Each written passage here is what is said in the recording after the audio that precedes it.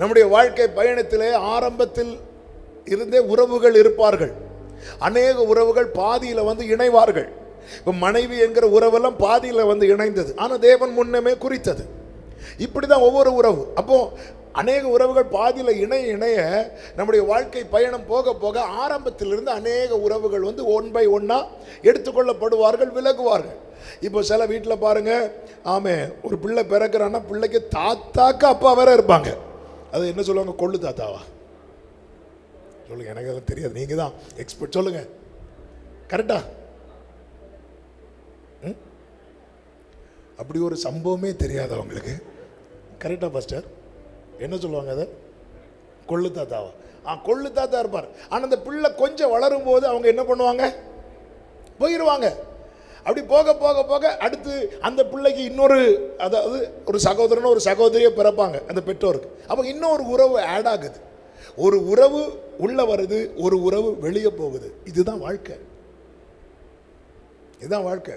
சில உறவுகள் நமக்கு ரொம்ப பிடிச்சி என்ன சொல்லுவோம் தெரியுமா? ஆண்டவர், இப்போ மாதிரி எனக்கு எங்கள் அப்பாவெல்லாம் ரொம்ப பிடிக்கும். அப்போ நான் எப்படி ஜெபம் பண்ணுவேன்னா, ஆண்டவர் என் பிள்ளையுடைய திருமணத்தை எங்கள் அப்பா தான் நடத்தி வைக்கணும். ஏன்னா எங்கள் அப்பா மாதிரி இந்த மேரேஜ் நடத்தி வைக்கிறது நான் வேறு யாரும் பார்க்கல.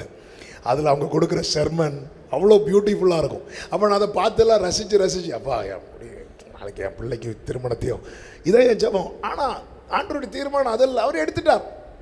சிலர் இருக்கணும்னு நினைப்போம், எடுத்துருவார். சிலர் இருக்கக்கூடாதுன்னு நினைப்போம், அவங்க தான் வாழ்விலும் தாழ்விலும் சொல்லி கையை பிடிச்சிட்டு வருவாங்க. கை தூக்க வேண்டாம், ஜெபம் பண்ணிட்டு இருந்தா போதும். ஆமே. இது நம்ம செட் பண்றது கிடையாது, இது நாம தீர்மானிக்கிறது கிடையாது. ஆனா நம்முடைய ஆரம்பம் முதல் நம்முடைய கடைசி வரை, நீ தாயின் வயிற்றில் தோன்றினது முதல் நான் உன்னை ஏந்தினேன் என்றார், இதுவரை சுமந்து கொண்டு வந்தேன் என்றார், இனியும் ஏந்துவேன் என்றார். அப்போ எப்பொழுதுமே நம்மோடு இருக்கிற ஒரே உறவு யார் அப்படின்னா இயேசு மட்டும்தான். அவரை மிஸ் பண்ணிடக்கூடாது. இப்போ ஆபிரகாம்கிட்ட கர்த்தர் ஒரு சோதனை வைக்கிறார். என்ன சோதனை அப்படின்னா, உன் மகன், உன் ஏகசுதன், உன் நேசகுமாரன் ஈசாக்கை எனக்கு பலி செலுத்து அப்படிங்கிறார். ஆண்டவர் இப்படி ஒரு சோதனை வைக்க காரணம் என்ன? காரணம் என்ன? இப்ப நான் சொல்லுகிற சம்பவம் ஆதியாகமம் 22வது அதிகாரம். அந்த 22:1 வாசிங்க.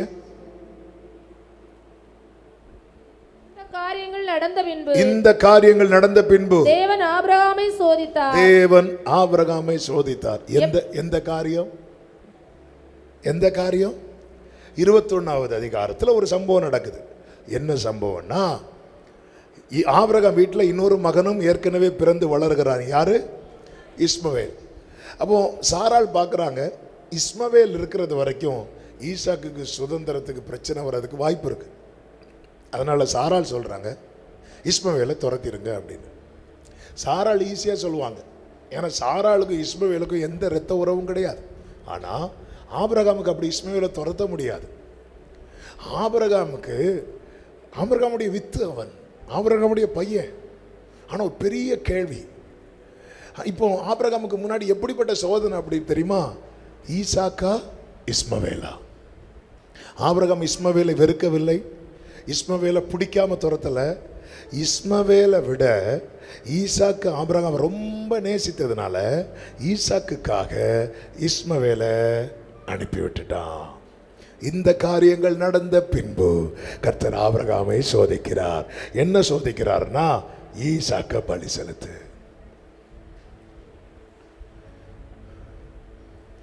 21வது அதிகாரத்தில் ஆபிரகாமுக்கு சோதனை, ஈசாக்கா இஸ்மவேலா. 22வது அதிகாரத்தில் ஆபிரகாமுக்கு சோதனை என்ன தெரியுமா? ஈசாக்கா தேவனா?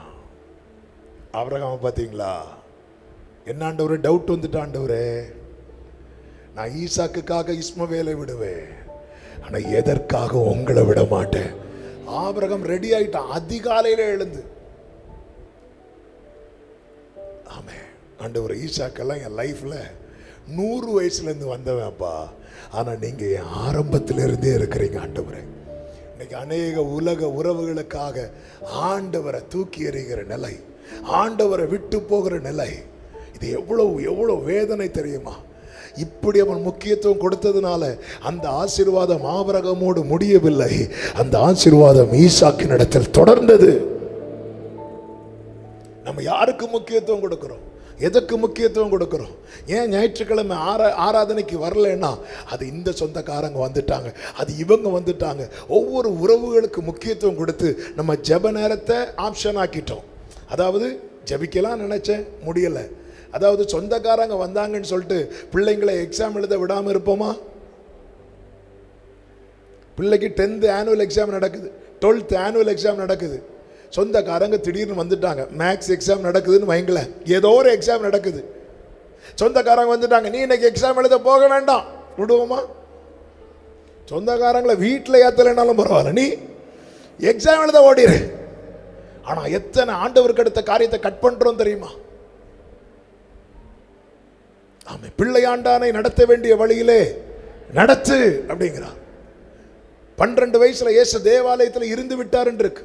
பெற்றோர் வந்து எங்கெல்லாம் அவனை தேடணும் தெரியுமா அப்படி சொல்லும் போது இயேசு என்ன சொல்லுவார் தெரியுமா? என் பிதாவுக்கு அடுத்தவைகளில் நான் இருக்க வேண்டியது உங்களுக்கு தெரியாதா அப்படிங்கிறார். பெற்றோரே, உங்களுக்கு தெரிஞ்சிருக்கணும் உங்க பிள்ளை பிதாவுக்கு அடுத்தவைகளில் இருக்க வேண்டியது அவசியம் என்று. பிள்ளை பிரேயர் பண்ணியான்னு எப்ப கேட்போம் தெரியுமா? எக்ஸாம் அன்னைக்கு கேட்போம். மற்ற நாள் ஜோம் பண்ணி பைபிள் படிச்சா கேட்க மாட்டோம். இன்னைக்கு மேக்ஸ் எக்ஸாம், ஒழுங்கா ஜோம் பண்ணு, பைபிள் படிச்சியா? ஏன்னா நம்மளே கஷ்டம் வந்தால் தான் பைபிள் படிக்கிறோம். அவன் பிள்ளைங்களும் கஷ்டம் வரும்போது, நெருக்க வரும்போது மட்டும் ஜெபிக்க டீச் பண்ணிட்டு இருக்கிறோம். அப்போ அந்த பிள்ளைங்க லைஃப்ல கஷ்டமே இல்லாத ஒரு சூழ்நிலை வரும்போது,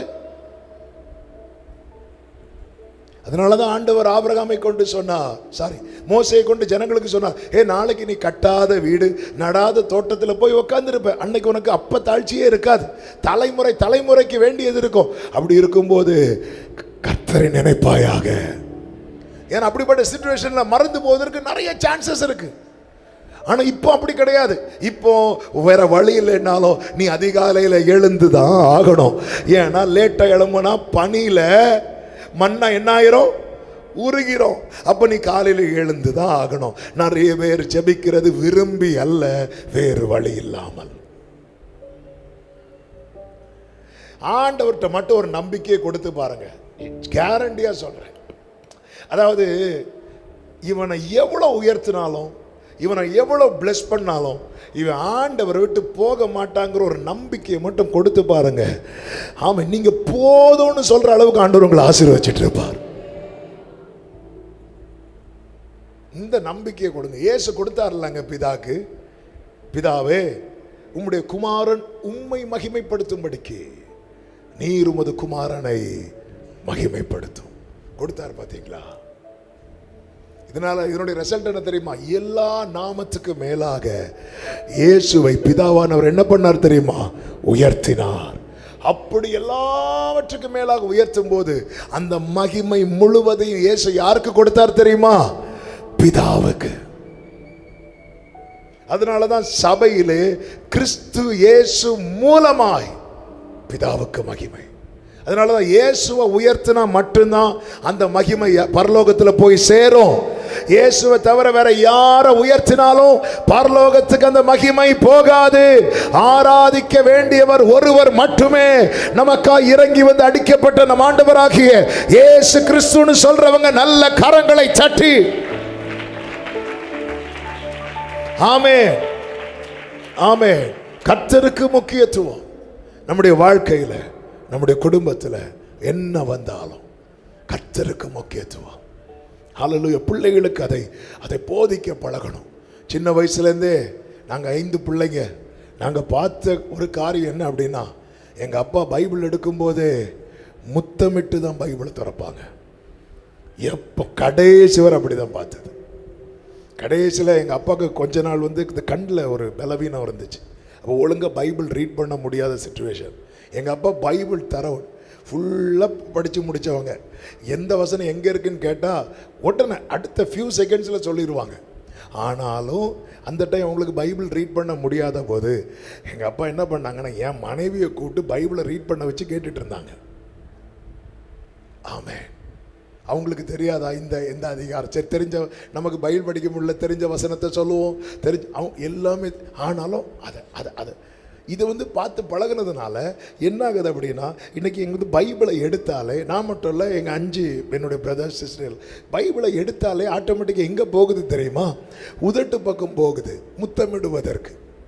அது ஹேபிட் ஆகிட்டு. இதை பார்த்து எங்கள் பிள்ளைங்க பைபிள் அவங்க ஒழுங்காக இன்னும் படிக்கிற அளவுக்கு வளரலை, ஆனாலும் பைபிள் எடுத்து கிஸ் பண்ணிட்டு வச்சுட்டு போகிறாங்க. ஆமென், ஹல்லேலூயா. நம்ம தேவனுக்கு எந்த அளவுக்கு முக்கியத்துவம் கொடுக்குறோமோ அது ஃபேமிலிக்கு அந்த தாக்கம் உண்டாகும். ஆபிரகாம் விசுவாசித்த போது சாராள் விசுவாசிக்கவில்லை. ஆபிரகாம் விசுவாசத்தில் வல்லவனான போது சாராள் விசுவாசித்தாள்.